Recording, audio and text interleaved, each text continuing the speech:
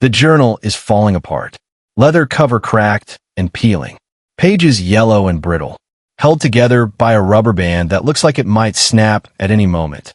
It sits on the table between Oprah Winfrey and her guest. But the guest is not looking at Oprah. She is looking at the journal.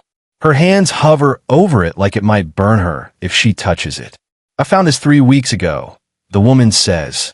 Her voice is barely a whisper. "In my mother's attic. After she died. Hidden in a box I was never supposed to open." Oprah leans forward slightly. "What is it?" she asks. The woman finally touches the journal. Her fingers trace the cracked leather. "It is my grandmother's diary," she says. "From 1962, the year she worked as a maid in Mississippi." She pauses. "The year she worked for your family." Oprah goes completely still. The studio falls silent. 400 people hold their breath. "What did you say?" Oprah asks. The woman looks up. Her eyes are wet. "My grandmother's name was Bessie Turner," she says. "She worked for your grandmother in Kosciuszko, Mississippi when you were 8 years old. She helped raise you for 2 years before she moved north." She pushes the journal toward Oprah, and she wrote down everything. Oprah does not touch the journal. She stares at it like it is a ghost. Because it is a ghost. A ghost from a past she thought was buried forever. A past that is about to rise from the dead on live television. How we get here? Rewind 94 minutes. The morning had started with a scheduled interview. Today's guest was supposed to be Loretta Hayes, a 61-year-old woman from Detroit who had founded a literacy program for underprivileged adults. She had taught over 3,000 people to read in the past 15 years. It was an inspiring story. Standard programming. Heartwarming. Safe. Loretta had arrived at the studio at 8:30 a.m. She was nervous but composed. She had rehearsed her talking points. She had prepared photographs of her students. She had brought her grandmother's journal. That last item was not on any prep sheet. No one on the production team knew about it. Loretta had kept it secret, because she knew that if anyone had seen what was inside, they would have canceled her appearance immediately. The journal contained more than memories. It contained truths that had been buried for 62 years. Truths about Oprah's childhood. Truths about Oprah's family. Truths that even Oprah did not know. Loretta sat in the green room for 2 hours. She held the journal in her lap. She debated with herself. She could do the interview as planned. Talk about literacy. Share success stories. Accept the praise and the publicity for her program. Or she could do what her grandmother had asked her to do in a letter written 30 years ago and only discovered 3 weeks ago. The letter had been tucked inside the front cover of a journal. It was addressed to Loretta. It said, "If you ever have the chance to give this to Oprah, do it. She deserves to know the truth about where she came from. And she deserves to know what her grandmother sacrificed for her." Loretta had read that letter 17 times. And each time, she felt her grandmother's presence more strongly. Bessie Turner had died in 1994, but her words were still alive, waiting for exactly this moment. Subscribe and leave a comment, because the most powerful part of this story is still ahead. The interview began normally. Oprah welcomed Loretta to the stage. They sat in the interview chairs. Oprah asked about the literacy program. Loretta gave thoughtful answers. The audience responded warmly. For 12 minutes, everything went according to script. And then Loretta reached into the bag beside her chair and pulled out the journal. "Before we go any further," she said, "there is something I need to show you." Oprah looked at the journal with polite curiosity. She had no idea what was coming. No idea that her entire understanding of her own history was about to shift. "This belonged to my grandmother," Loretta said. "Bessie Turner. She was a maid in Mississippi in the early 60s. Oprah nodded. She assumed this was related to the literacy program, somehow. A personal story to illustrate a larger point. She kept this diary during the 2 years she worked in Kosciuszko, Loretta continued. For a family named Lee. Oprah's expression flickered. Lee was her grandmother's maiden name. Vernita Lee. Her mother. Hattie Mae Lee. Her grandmother. "That is my family name," Oprah said slowly. "My grandmother was Hattie Mae Lee." Loretta nodded. "I know," she said. "My grandmother worked for your grandmother. She helped take care of you when you were a little girl. She wrote about you in this journal. She pushed the journal toward Oprah. She wrote about what happened to you, she said. Things that nobody else knew. Things she kept secret for 30 years. Oprah looked at the journal. Her hands are trembling now. What things? She asked. Loretta's eyes filled with tears. The abuse, she said quietly. My grandmother knew about the abuse you suffered. She witnessed some of it, and she tried to stop it. Oprah's face went pale. She did not speak. She could not speak. But she wanted you to stop it, Loretta continued. She wrote about going to your grandmother, begging her to intervene, telling her that what was happening to you was wrong. She paused, and your grandmother listened. Behind the scenes, Oprah made a decision that defied every producer's expectation. She reached for the journal. Her hand was shaking so badly she could barely pick it up. May I? She asked. Loretta nodded. Oprah removed the rubber band. The journal fell open naturally to a page that had been read many times. The page was dated March 7th, 1962. Oprah began to read silently. Her lips moved as she processed the words. And then she stopped. Her hand flew to her mouth. Oh my God, she whispered. She looked at Loretta. Can I read this aloud? Loretta nodded. That is why I brought it, she said. The world needs to hear it. Oprah turned to face the camera. Her face was wet with tears she had not noticed falling. She began to read. March 7th, 1962. Today I told Miss Hattie about what I seen happening to little Oprah. I did not want to speak on it, but I could not stay quiet no more. That child cries in her sleep. She flinches when certain people come near. She has bruises she tries to hide. Oprah's voice cracked. She continued. Miss Hattie listened. She did not yell at me for speaking out of turn like I expected. She just sat there real quiet. And then she said something I will never forget. She said, Bessie, I know. I have known for a while, and I have been trying to figure out what to do. Oprah wiped her eyes. She kept reading. And then Miss Hattie told me something that broke my heart. She said she had tried to get help. She had gone to the preacher. She had gone to the sheriff. She had even gone to the doctor. But nobody would listen. Nobody wanted to get involved. They said it was a family matter. Private business. Not their concern. Oprah looked up at the audience. 400 people were weeping silently. She looked back at the journal. But Miss Hattie said she was not going to give up. She said that child has something special in her. I have seen it since the day she was born, and I am not going to let anyone destroy it. Not while I still have breath in my body. Oprah closed her eyes. She took a breath. She continued reading. I asked Miss Hattie what she was going to do. She said she was going to get that child out. Whatever it took. Even if it meant losing everything. Even if it meant the family never spoke to her again. She said some things are more important than family peace. Some things are worth fighting for even when you know you might lose. Oprah set the journal down. She looked at Loretta. I never knew this, she said. Her voice was raw. I knew my grandmother protected me. I knew she loved me. But I never knew she fought for me. I never knew she went to people for help. I never knew she was turned away. She picked up the journal again. What else is in here? This is the moment no one in the studio and no one watching at home ever saw coming. Loretta reached over and turned to another page. Read this one, she said. April 15th, 1962. Oprah looked at the page. She began to read. April 15th, 1962. Something happened today that I must write down because I do not think anyone will believe me if I just tell them. Miss Hattie came to me this morning. She was carrying a suitcase. She said, Bessie, I need you to take Oprah to town. Keep her there all day. Do not bring her back until after dark. Oprah's brow furrowed. I did not understand what she meant, she read. But I did what she asked. I took little Oprah to the general store. We got ice cream. We walked by the river. We watched the trains go by. She asked me why her grandmother did not come with us.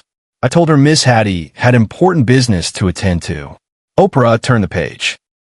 When we came back that night, the house was different. Quieter. Some people were gone. Miss Hattie was sitting on the porch alone. She looked tired but also peaceful. Like a weight had been lifted. She looked at me and she said it is done. She is safe now. Oprah looked at Loretta. What does that mean? She asked. What was done? Loretta reached in her bag again. She pulled out a photograph. It was old, black and white, creased from being folded many times. It showed a young black woman standing next to an older black woman on a porch. The younger woman was holding a small girl in her arms.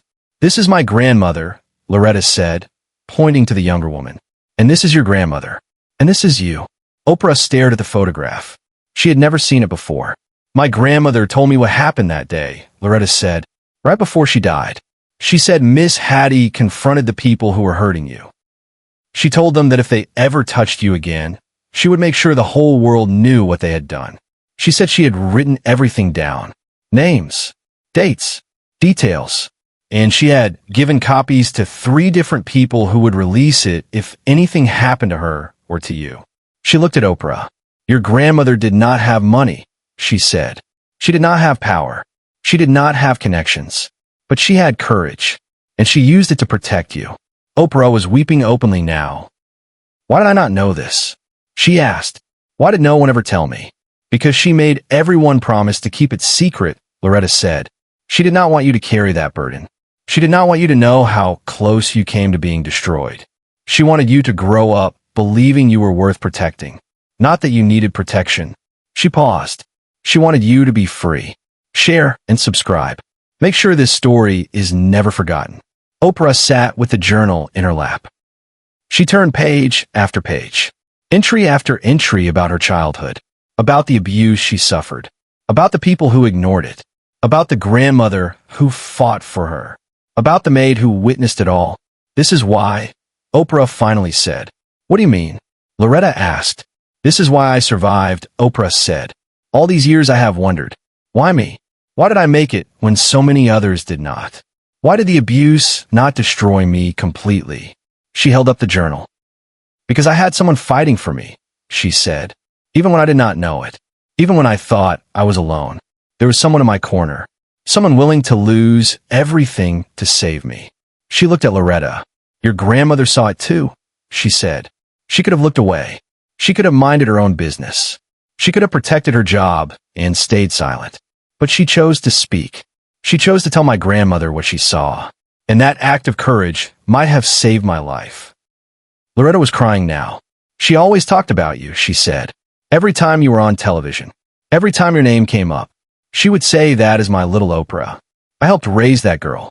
And I always thought she was exaggerating. Old people do that sometimes. Make themselves part of bigger stories." She shook her head. "But she was not exaggerating. She was there. She was part of your story. And she carried it with her until the day she died." Oprah stood up. She walked to Loretta. She pulled her into an embrace. "Thank you," she whispered. "Thank you for bringing this to me. Thank you for honoring your grandmother's wish.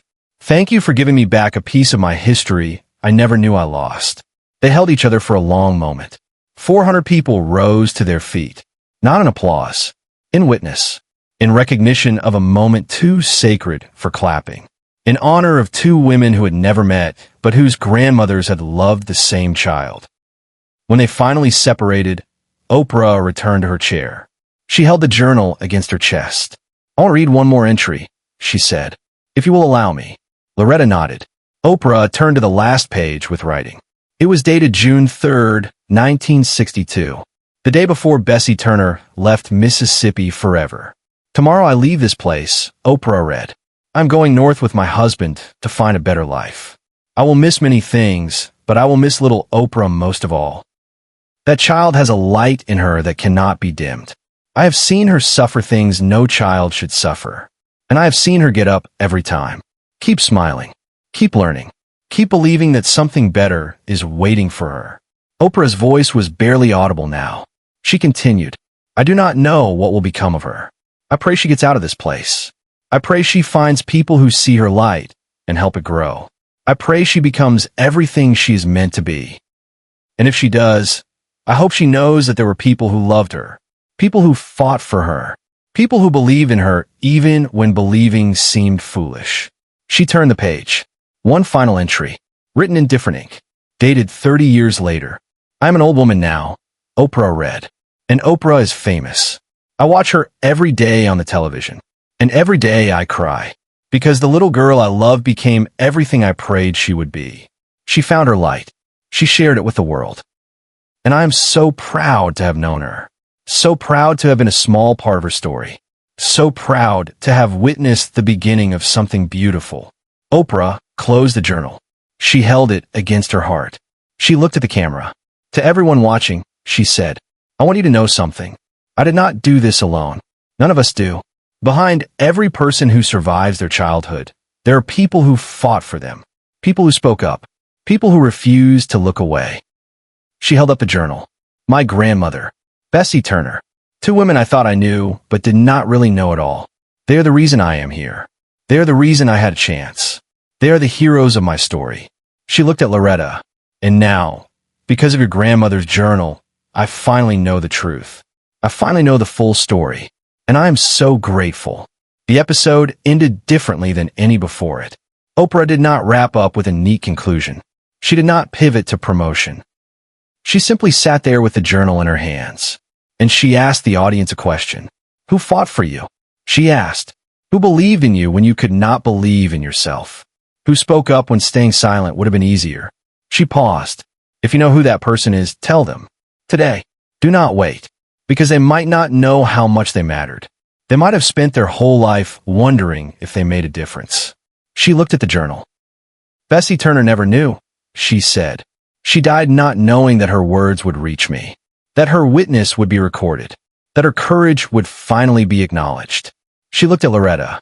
But I know now, and I will spend the rest of my life honoring both of these women. My grandmother, your grandmother, the conspiracy of love that saved my life. The recording ended, but the impact did not. Within 48 hours, the episode had been viewed over 60 million times. Within a week, it had sparked a national conversation about childhood abuse and the people who fight against it. Within a month, Oprah had established the Hattie Mae Lee Foundation for Child Protection. And within a year, that foundation had helped over 20,000 children escape abusive situations. Bessie Turner's journal was donated to the Smithsonian. It sits in a glass case next to other artifacts from the civil rights era. The placard reads, "The Diary of Bessie Turner, documenting her witness to abuse and her courage to speak. A reminder that the people who change history are often the people no one remembers." Loretta Hayes continues to run her literacy program, but now she also speaks about her grandmother, about the power of witnessing, about the courage it takes to speak when silence is safer, about the journals we all carry inside us, the memories we think no one will ever read, the truths we are afraid to share. She tells people that truth has a way of finding the light, even if it takes 62 years, even if the person who wrote it is gone, even if no one expects it. Truth finds a way. Oprah keeps a copy of the photograph on her desk, the one showing Bessie and Hattie Mae, an 8-year-old Oprah on that porch. She looks at it every morning, and every morning she whispers the same words. Thank you for seeing me. Thank you for fighting for me. Thank you for believing I was worth saving. The original journal was returned to Loretta, but before it was, Oprah asked if she could add one final entry. Loretta agreed. Oprah wrote, June 2024, to Bessie Turner, your little Oprah, finally read your words. 62 years later, and I want you to know that everything you prayed for came true. I got out. I found my light. I shared it with the world. And now I know that you were part of the reason why. I love you. I honor you. And I promise to keep fighting for the children who need someone to speak up for them, just like you spoke up for me. Rest in peace, dear Bessie. Your witness was not in vain. Subscribe to this channel so you never miss another story like this. Because there are more journals waiting to be discovered, more truths waiting to be told, more witnesses waiting to be honored. And somewhere out there, someone is fighting for a child right now. Speaking up when silence would be easier. Witnessing when looking away would be safer. Believing when doubt would be simpler. That person might never be famous. Their name might never be known. But their courage matters. Their witness matters. They matter. Just like Bessie Turner mattered. Just like Hattie Mae Lee mattered. Just like every person who has ever stood between a child and harm. You are the heroes.